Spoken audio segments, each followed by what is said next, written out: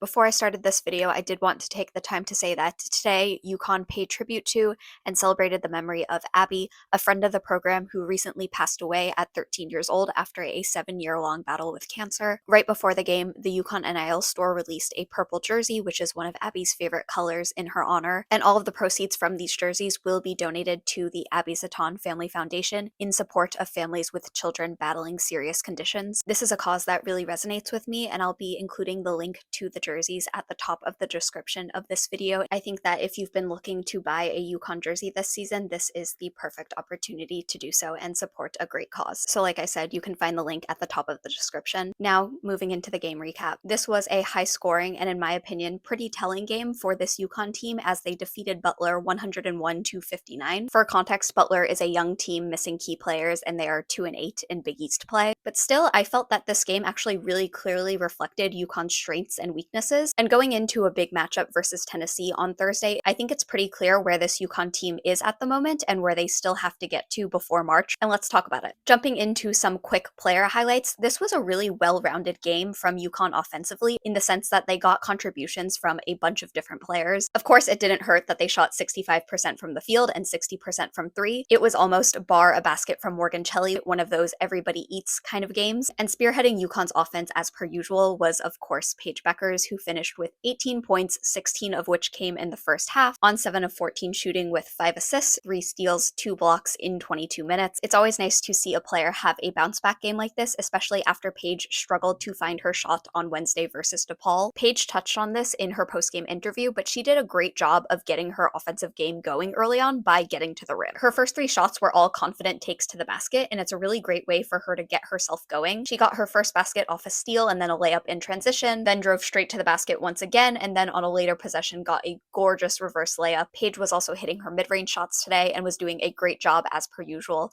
of cutting to open up room for herself and find her spots. Also just tremendous passing. She hit a mid-range shot from just inside the free throw line, and then a couple possessions later she got to that exact same spot, ran into traffic, and was able to pass it to a cutting Ice Brady for an easy layup. And of course, everyone was surprised that Paige wasn't wearing her signature braids, apparently for the first time ever at UConn today, but she still came to play and was the same old Paige Bueckers that we all know, we all love. Just great stuff from her today. Next, Sarah Strong had 11 points on near perfect shooting with 5 rebounds and 4 blocks. 4 blocks to me is insane. One of them that Sarah got tonight was an attempt at a baseline jumper on an inbound play, very similar to that spot that Paige likes to get to, and Sarah absolutely stuffed that shot. And this actually kickstarted a sequence of blocks from Sarah, AZ, and Jana within 3 minutes or so, which was pretty cool to witness. And Sarah won UConn the tip today. Some of my favorite plays that we saw Sarah involved in today include an over-the-top pass from AZ in the first quarter that ended in an easy bucket. I just can't sing Sarah's praises enough for her ability to position herself down low and create easy shots for herself. It is just truly remarkable. And then, of course, there was that play where Morgan Shelley dribbled around her back in the lane and kicked it out to Sarah for a 3. The future of this program certainly looks very bright with those two. Moving on to AZ Fudd, who had 13 points on 3 of 4 shooting from 3 to go along with 3 assists and a block. It is always fun to see a block from behind from AZ.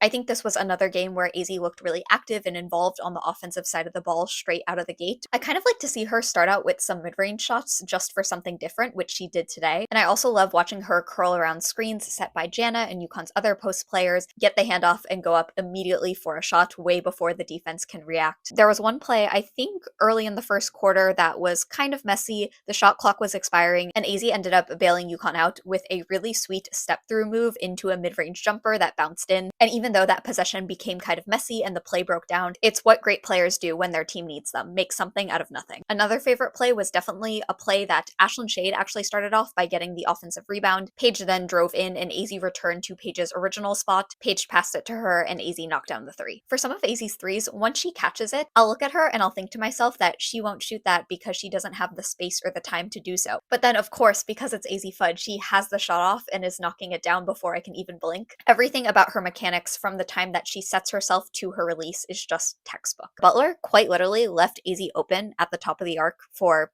5 seconds. Like, to leave AZ that open is crazy, and you're kind of just asking for it at that point. It was another great, really well-rounded showing from Maisie. Next, I want to talk about Ashlyn Shade and Caitlin Chen kind of in conjunction with each other. I think these two are the X factors for this UConn team at the moment, mostly because specifically on offense, I consider these two to be the players with the greatest potential, ability, capacity to adjust and increase their production depending on what UConn needs in a game. So for that reason, I'm really interested in seeing what the Tennessee and South Carolina games will look like for these two. And beyond that, for the rest of the regular season, I really hope that both Ashlyn and Caitlin are able to keep up this momentum that they have going. I can definitely see a possibility where the difference between a win or a loss for this UConn team comes down to their production. I thought today was a really positive showing for both of them. Ashlyn played 22 minutes and finished with 13 points on 5 of 7 shooting from the field and had 4 rebounds, 2 of them offensive. Ashlyn finished the first half with 10 points, and it was really great to see her getting some early looks because I don't think that has necessarily been the case in recent games. She knocked down a good combination of threes and mid-range shots. Specifically at the end of the second quarter, she knocked down 2 threes in pretty quick succession. 1 3 she knocked down using a screen that Ice Brady had set for her, and the other was a buzzer beater that Aubrey Griffin helped create by driving into the lane and kicking it out to Ashlyn on the right side of the court. And then I think Ashlyn's hustle on defense has just been stellar this season. In the third quarter, she quite literally dove on the floor to secure a loose ball and got it to a teammate, and the possession ended on a 3, and those second chance opportunities are just so crucial, can't be taken for granted. Caitlin Chen played 17 minutes, finished with 6 points on 2 of 3 shooting from beyond the arc, and also had 5 assists and 2 steals to go along with that. Caitlin didn't score a ton or even take a ton of shots in this game, but she was productive nonetheless, and it's great to see that her shot is still on target. Her passing was tremendous. There's this one play that Caitlin orchestrated with Sarah that was just communicated really well. Sarah knew exactly where to cut. Caitlin threw up the ball to her, and Sarah got a reverse layup. Her chemistry with the team was really on display this afternoon. Moving on, I'm going to talk about KK Arnold next. I called Ashlyn and Caitlin the X factors for this team because they are more so scorers than KK is, but KK's play has just been so consistent as of late. I'm pretty confident in what she'll bring in upcoming games, and I 100% acknowledge how crucial of a piece she is to this team. KK finished the night with 12 points on perfect 6 of 6 shooting, as well as 4 steals. I swear she got a steal within the first 15 seconds of her being in the game. She was playing help defense in the lane, anticipated the pass, it was great. Then I swear she got another steal less than a minute later. Then Ashlyn and KK teamed up in the press to trap a Butler player and force a turnover.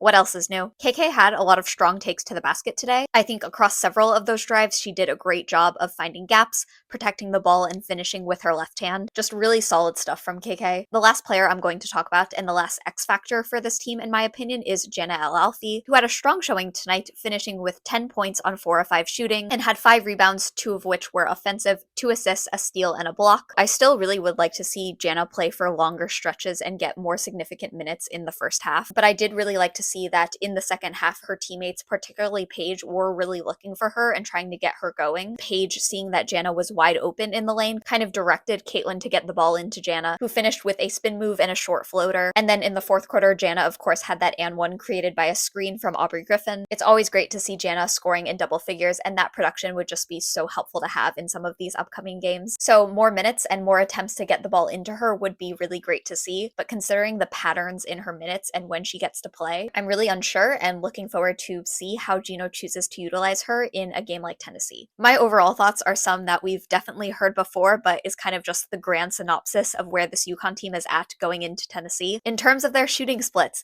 they shot 60% from the field and 65% from 3 today. It is both great to see them have such an efficient game like that, but also kind of makes me nervous. Again, I do feel like their shooting percentage has kind of been flipping between extremes. It's either 20% from 3 or 60% from 3, and versus Tennessee, it really needs to be closer to that 50-60% range. Heck, I'll take 40%, just not 20. So that's definitely something that I'll be looking out for on Thursday. On the other side of the ball, perimeter defense. Perimeter defense continues to be the Achilles heel of this UConn team. I felt like for this entire game, all of the shots that Butler was getting were wide open threes. And to Butler's credit, they were doing a great job of setting screens to create those open looks. But for the sake of statistics, Butler usually shoots about 32% from 3, and in this game they shot 44%. This was the same 12-point differential or increase from last game versus DePaul, and Butler usually makes about 6 threes per game, and in this game they made 12. they still made the exact same amount of shots that they usually average, but in this game they had double their usual amount of threes. That against a sharpshooting team like Tennessee will really cost UConn. So that's something that we'll really see play out on Thursday and could very well end up being a determining factor of the game. Another point on defense is that I think UConn has been getting caught on backdoor cuts quite a bit. I would most likely attribute it, especially in certain lineups, to the lack of a real inside presence. So that's something I've also noticed. And finally, in terms of rebounding, UConn did out-rebound Butler 35-26, but Butler collected 12 offensive rebounds to UConn's 11, and at the half, Butler was actually out-rebounding UConn 16-15 and 8-3 in terms of offensive rebounds. So there was definitely a good halftime adjustment there from UConn to get their own rebounding numbers up, but that will definitely be a focal point of upcoming games. I mean, there was that one play where I think Butler got 2 offensive rebounds. UConn players were tipping the ball and getting a hand on the ball, but they never pulled it down themselves. And Butler got 3 looks and it ended in a wide open 3 for them. And that would be very costly against a team like Tennessee. However, on a more positive note, this UConn team just continues to play with terrific defensive energy and intensity. And it was really great to see them play a quick, high-paced game like this today with 6 players in double figures and a lot of different contributions. You can definitely tell, especially with certain players, that they're getting a lot more comfortable and they really know what their role is on this team and they're executing that. And that's exactly where you want players to be at this point in the season. UConn plays Tennessee on Thursday at 6:30 p.m. Eastern Standard Time, as I've probably mentioned 100 times in this video. It's going to be a big game and a really valuable test for this UConn team. I'm looking forward to it, and I have no idea when I'm going to manage to film, edit, and upload that game recap, considering it's a late night game on a weekday. I will figure it out, but